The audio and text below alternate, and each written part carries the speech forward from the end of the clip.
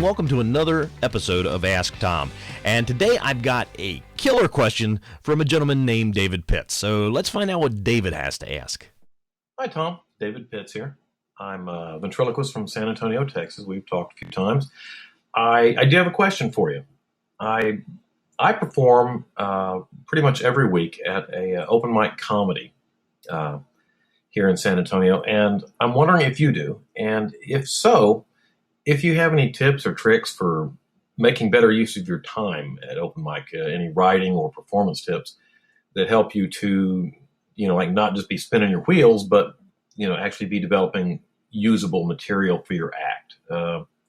I have some weeks where it seems like I make progress, and other weeks where it seems like I'm just kind of covering old ground and not really getting anywhere. And I'd be interested to find out if you do anything that helps you utilize that time better, that mic time. I appreciate you answering my question, and I think this is a kind of a cool thing. This Ask Tom section of the course. This is great. Anyway, I look forward to hearing your response. Thanks. Hey, David, thank you so much for asking your question. And the answer is no, I don't work an open mic in San Antonio, Texas.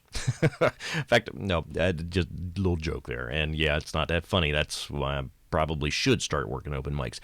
I don't work open mics for a couple of reasons. And, there's nothing wrong with them. Don't get me wrong. I admire the people who work open mics. I actually was booking comedy in a room for a while, and I had to make connections with comedians. So I would go out to open mics to find acts that I thought would fit in the spots that I had.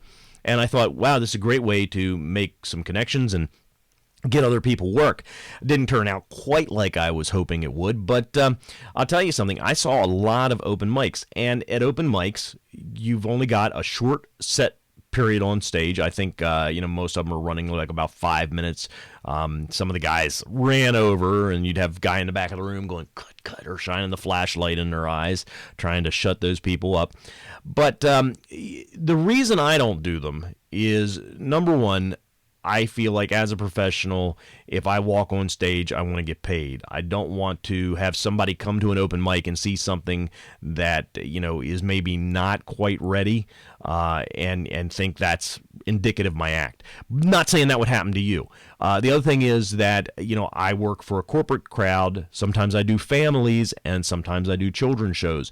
And the open mics, at least in the areas that I went to, were more adult in nature. There were some cuss words, and so you had to appeal to that mindset of the audience. You had to deal with that style of comedy, and if you didn't, you died on stage and you didn't go over. And you could see some acts were trying to keep it clean, and I'm not saying you have to be dirty to be funny, but in that situation, that was kind of the vibe that you got. And so I didn't really fit in with that. I didn't want to be the guy going up there with a puppet and trying to make everybody laugh. So what I do for my stuff, and what I would recommend you do for your open mics, is take something that you already know is very solid, okay, and then kind of use that to sandwich some of the newer material. So if you got a couple jokes or a couple lines that you want to try, do something you know is going to get a laugh, get them over on your side, get them laughing, and then throw in, these new things where you can kind of taper off if they're not that good, and then come back with something a little bit stronger to finish. Now, we all feel at times like we're stepping backwards, and so I can relate to that too. It's part of the process. Not everything we create is going to be funny. Not everything we create is going to be worthy of going on stage. Even after you work on it and work on it and work on it and hone it, sometimes it's not worthy of going into your show. If you could hone your entire act down, I mean, if I could anyway, if I could hone my entire act down to just the funny, I'd have more now than I would when I started. Back when I started, I maybe would have had 5 minutes. Now I probably have about, be a lot more. Yeah, be a lot more. That's part of what I do. I try to time my laughs. I learned that from Stephen Roy over at the stand-up comedy, Killer Stand-Up Comedy. So, David, my advice to you is, when you're getting on that stage, go ahead and write a new routine, but sandwich it with some stuff that you trust. and build your set that way. And then once you've got that new piece working, then use that on an end, and then add something new, and keep building it that way.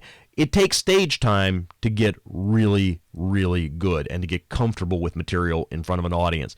And videotape those bits, because every time you're on stage, listen to what the audience is laughing at. And it's better to follow it up with a video, because when you're on stage, you're thinking about what you're doing, but the video doesn't lie. And you can hear what's going on.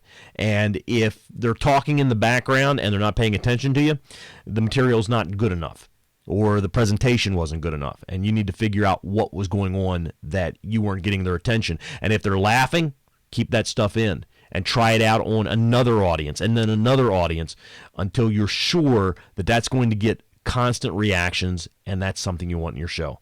David, my hat off to you. Open mics are tough, but you're going to be connecting with other comedians. You're going to be learning from them. You're going to be making friends with them. You're going to be making connections, and it's a great way to develop your material. So thanks again for asking, and if you have a question you'd like to ask on Ask Tom, please do. Go on over to the website. We have the SpeakPipe app. You can click the button if you're on your computer and use your microphone to record. If you're on a cell phone, you do have to download the SpeakPipe app, but it's free. As far as I know, I've only had one person tell me they were going to get charged for it. Don't pay for it. But it's free, and you can leave your message on a phone. I think you actually have to email it to me, but that email address is below the video on the blog as well. So ask your questions, because without them, the show ends. My name's Tom Kraut. Thanks for tuning in, and I'll see you next time on Ask Tom.